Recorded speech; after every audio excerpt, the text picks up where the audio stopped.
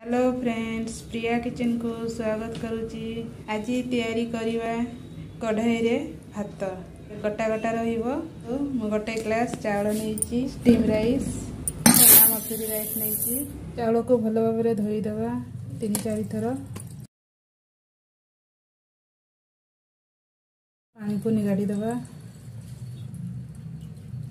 गोटे ग्लास चावल रे 2 ग्लास पानी दवा।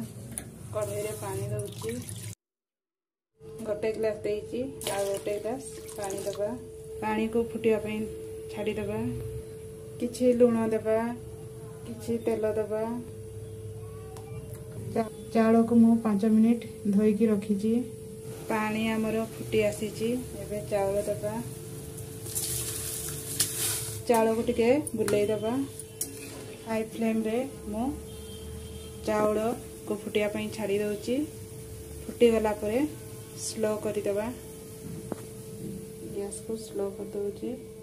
एबे ढांकुणी दे दबा। लो मीडियम आंच रे 10 रु 15 मिनिट ढांकी रखिबा। 10 रु 15 मिनिट हो जाइची। एबे कवर काढिबा। गैस को भी बंद कर दबा। भात हमर हो जाइची। ए प्लेट रे काढी दबा। कढ़ाई रे थरे एई परी रसोई करी देखंतो। कढ़ाई भात हमर रेडी जाइची। भात पूरा सिझी जाइची, पूरा गोटा गोटा रहिची।